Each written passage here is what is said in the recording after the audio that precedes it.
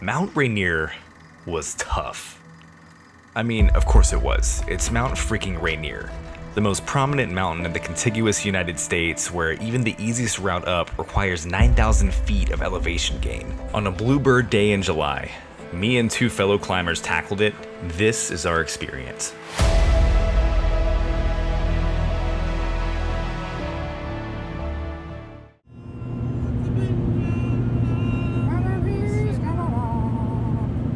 That was some good audio to complement this video. Appreciate that. On the way to Mount Rainier. At the very end of July 2024, almost as late into the season as you can safely go, my buddy Alex, who I summited Denali with the year prior, hit me up to join him on one of the premier mountains in the continental US. One that I had tried before, but got weathered out. The Great Mount Rainier. Damn. Wow! In May of 2022, I attempted the mountain for the first time as a part of a skills seminar, basically a training week which would culminate in the summit bid. But sadly, our summit bid was foiled by snow accumulation and avalanche conditions after a couple days of this.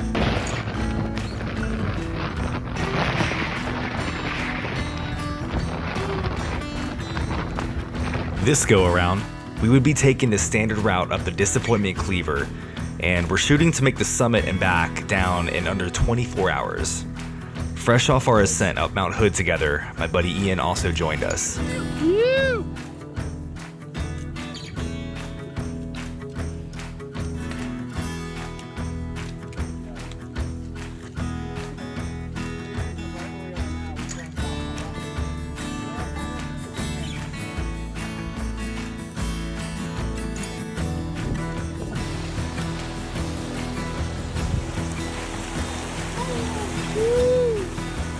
The plan was to cruise on up the Muir snowfield to Camp Muir in the afternoon, get a quick mountain house dinner and sleep for a couple hours or so.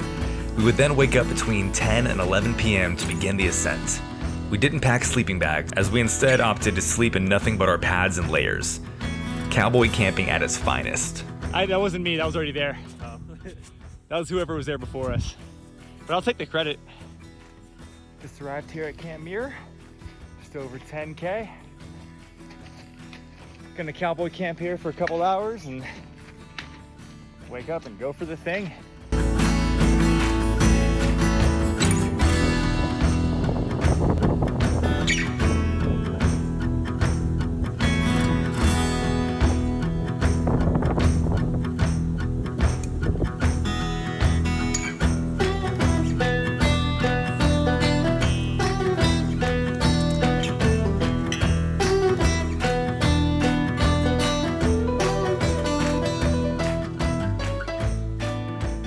I've waken up early for plenty of mountains, but we woke up at 11 p.m. for this one to get a good start at midnight.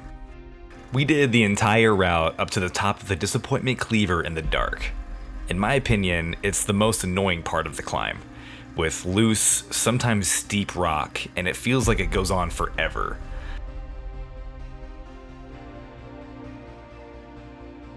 But once the top is reached, it is anything but disappointing. The rays of light peeked out from the sky, and we were looking down on Little Tahoma, a sub-peak that's as high as Mount Hood, Oregon's highest mountain.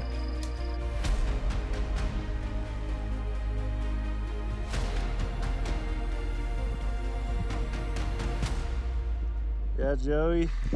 What was disappointing was me throwing up from a combination of exertion and taking a bite out of my friend's sandwich that I apparently wasn't a fan of. Luckily, I recovered, and we trekked on up the upper Emmons Glacier.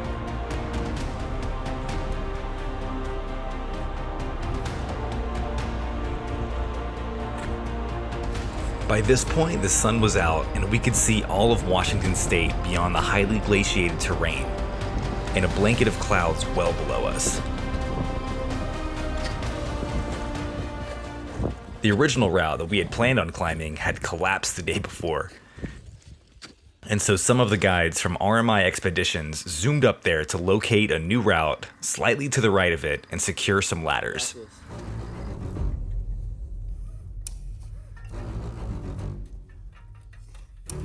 This section of the climb is heavily crevassed, making it potentially one of the most dangerous areas you'll encounter. For this gap, the RMI crew strapped together 2 ladders and anchored those to the top. Going up was a bit wobbly for sure, and looking down at the vast opening in the earth below was exhilarating and terrifying.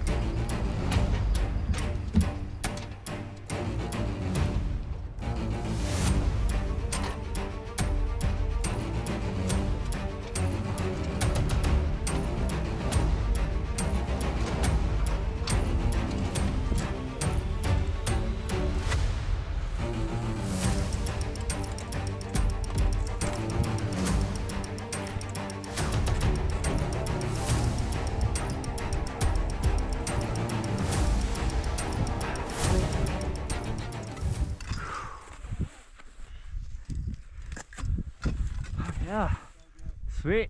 All right, now what do I do? After that semi-scary section, the rest of the way up was easy terrain, but also steep and tiring, especially with the depleting oxygen and our lack of sleep combined with that, started to take its toll. After a valiant attempt, Ian wisely chose to listen to his body and stop less than 1,000 feet from the crater.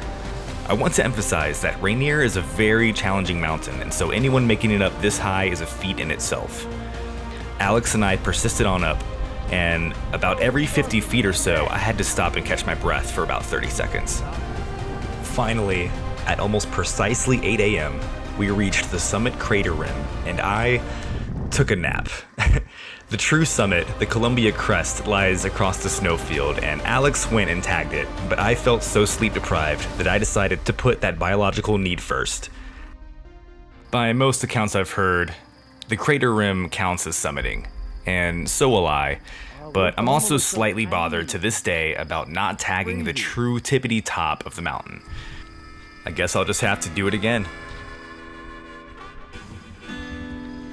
The way down was almost as tiring as the way up, as I sunk into every single step with exhaustion.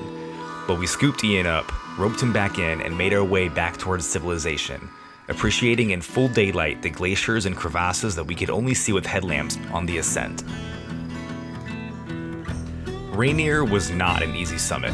Its variety of treacherous terrain, steepness, altitude, and distance covered makes it one of the most challenging in the US.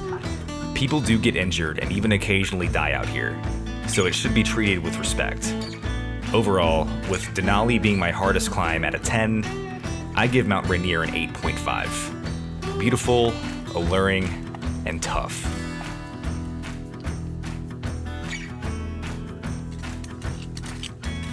How was it, boys? Exhausting. Yeah.